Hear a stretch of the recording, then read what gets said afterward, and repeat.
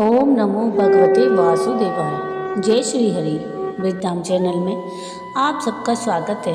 आप रसपान कर रहे हैं पवित्र मार्गशीर्ष महात्म की कथाओं का। अब तक आप मार्गशीर्ष या अगेन महात्म के 15वें अध्याय तक की कथा का रसपान कर चुके हैं। आज के इस वीडियो में हम मार्गशीर्ष महात्म के 16वें अध्याय की कथा का रसपान करेंगे, जिसमें आप भागवत महात्म वर्णन सुनेंगे। तो आइए शुरू करते हैं मार्गशीर्ष महात्म के 16वें अध्याय की कथा। भगवान ब्रह्मा जी से कहने लगे कि हे चतुर्भुज, प्रसन्न चित्त होकर सुनिए। अब ध्यान का वर्णन करूँगा, जिस ध्यान के सुनने मात्र से मनुष्य पृथ्वी पर सौभाग्य को प्राप्त होता है। शोभायमान उद्यान के मध्य भाग में स्वर्ण की पृथ्वी पर दैदीप्यमान रत्नों से उज्ज्वल मंडप के समीप प्रकाशमान उदित कल्प वृक्ष के नीचे प्रदीप्त रत्नों की भूमि पर स्थित कमल पर विराजमान महानीलमणि के समान नीलकांति वाले अत्यंत बाल स्वरूप गुड़ के सदृश चिक्कड़ और मुखारबिंद तक फैले हुए सुंदर केस वाले सुंदर लाल ओष्ठ वाले भ्रमर समूह से घिरे हुए विकसित कमल के समान अत्यंत सुंदर मुख वाले शोभायमान श्रेष्ठ कमल के समान नेत्र वाले चलायमान कुंडलों से प्रकाशित तथा उत्फुल्ल ऊपर को उठे हुए कपोल वाले सुंदर नासिका वाले सुंदर मुस्कान युक्त मुख वाले अनेक भूषणों से शोभित कंठ वाले सुंदर कमल के समान नख वाले सुंदर नेत्र वाले चलने से उड़ी हुई जो धेनु की धूली उससे दूसरे वक्षस्थल वाले सुंदर पुष्ट अंग वाले स्वर्ण समान कांतिमान कटी और दोनों जंगाओं से सुंदर शब्दायमान करधनी वाले हंसने वाले टुपरिया पुष्प की कांति के समान कमल रूपी हाथ और पैरों की उदार कांति से शोभायमान दक्षिण हाथ में पायस तथा बाएं हाथ में नूतन श्रेष्ठ नवनीत धारण करने वाले पृथ्वी के भारभूत जो देवताओं के शत्रु समूह उनके लिए अग्नि रूप पूतना आदि के वध में प्रवृत्त प्रभु गोपिका और गोप समूह से युक्त इंद्रादिक देवताओं से पूजित देवताओं के भी देव भक्ति से नम्र होकर शेष वज्र आदिकों के साथ प्रातः काल के समय उन श्री कृष्ण का स्मरण और पूजन कर श्वेत कमल मक्खन दूध दही आदि के बने पदार्थों को अर्पण करके श्री कृष्ण को प्रसन्न करें। जो मनुष्य प्रतिदिन आस्तिक बुद्धि से युक्त होकर प्रातः काल में नियम से अच्युत भगवान का पूजन करता है, वह थोड़े समय में संपूर्ण लक्ष्मी को इस लोक में पाता है और मरने पर मेरे शुद्ध धाम को पाता है। हे पुत्र, पहले जो मैंने लोगों के मन का हरण करने वाला श्रीमान दामोदर के नाम से मंत्र कहा है, उसके अधिकारियों को सुनिए। हे सुत, यह मंत्र राज है, इसे अयोग्य को नहीं देना चाहिए। यह शीघ्र सिद्धि देने वाला रहस्य है, इसकी रक्षा यत्नपूर्वक करनी चाहिए।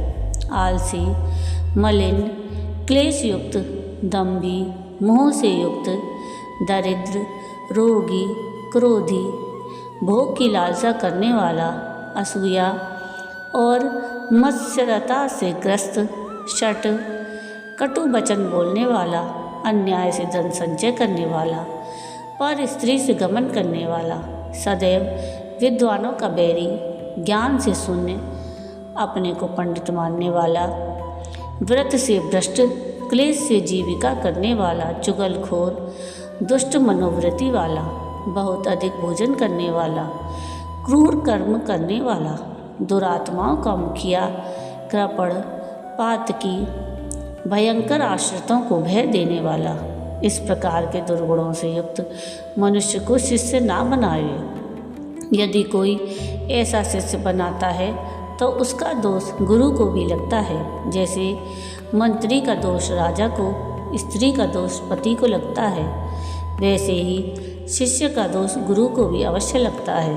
अतः गुरु शिष्य की परीक्षा किए बिना चेला ना बनाए। जो शरीर, मन और वचन से गुरु की सेवा में लगा रहता है, जो चोरी के कर्म से रहित है, जो आस्तिक बुद्धि वाला है, मोक्ष प्राप्ति के लिए उद्योग करता है, ब्रह्मचर्य में नित्य रत रहता है, दृढ़ व्रत संकल्प से युक्त है, प्रसन्न मन रहता है, शूद्र है, सठता से रहित है, कपट रहित है, परोपकार में लगा रहता है, स्वार्थी नहीं है, अपने तन, मन और धन से गुरु को प्रसन्न करने वाला है, जो आश्रितों को प्रसन्न करने वाला और पवित्र है।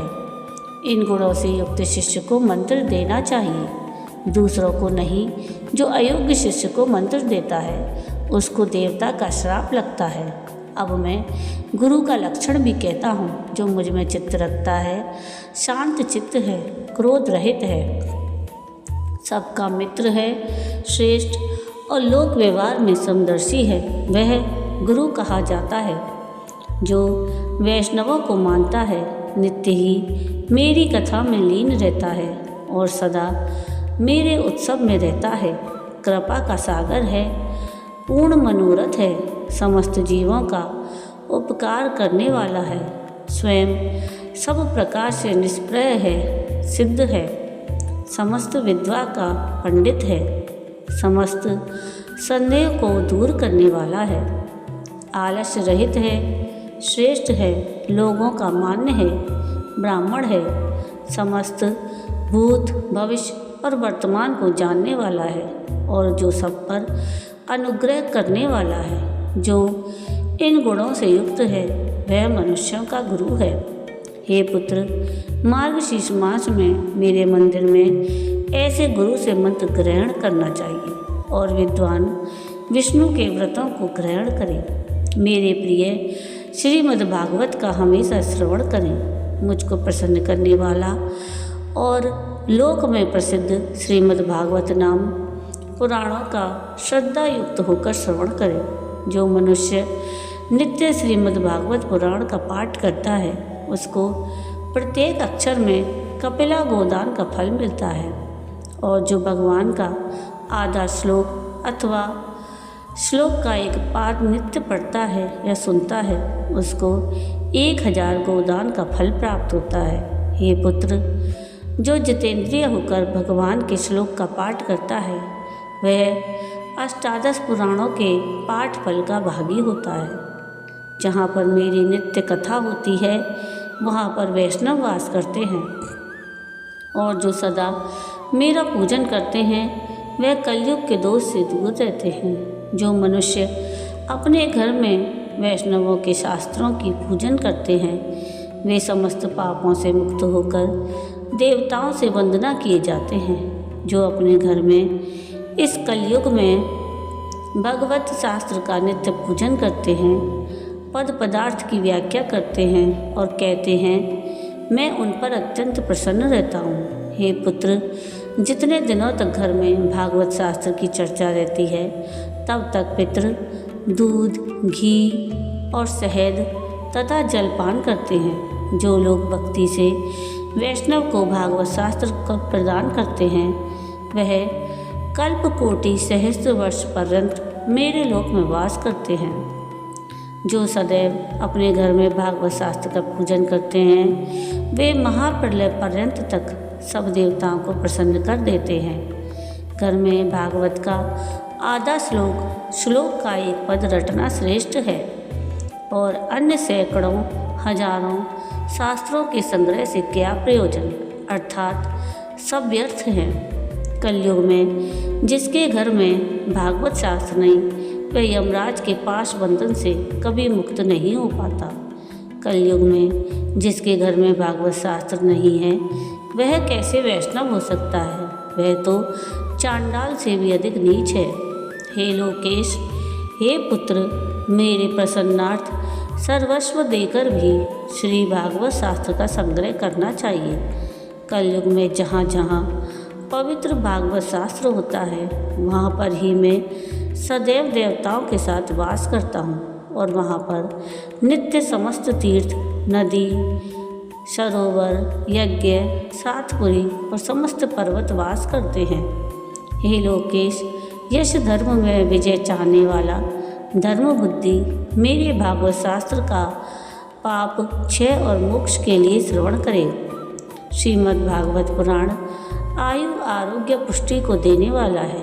इसके पढ़ने या सुनने से मनुष्य सभी पापों से छूट जाता है। जो मनुष्य श्रेष्ठ श्रीमद् भागवत को ना तो सुनते हैं और ना सुनकर प्रसन्न होते हैं, यमराज सर्वदा उनके स्वामी हो जाते हैं। यह निश्चय सत्य है। हे पुत्र, जो मनुष्य जिस दिन श्रीमद् भागवत को सुनने नहीं जाता, विशेष करके एकादशी के दिन नहीं जाता, उससे बढ़कर दूसरा और कोई पातकी नहीं है। जिसके घर श्रीमद् भागवत का एक श्लोक, आधा श्लोक अथवा श्लोक का एक पद भी हस्तलिखित रहता है, उस घर में मैं सदैव वास करता हूँ। जैसे मनुष्य को पवित्र करने वाला श्रीमद् भागवत है, वैसा समस्त आश्रमों का धारण करने वाला और समस्त तीर्थों में स्नान करना पवित्र नहीं है। हे चतुरानन, जहाँ जहाँ श्रीमद् भागवत होता है, वहाँ वहाँ मैं बछड़े से प्रेम करने वाली गौ के समान दौड़कर जाता हूँ।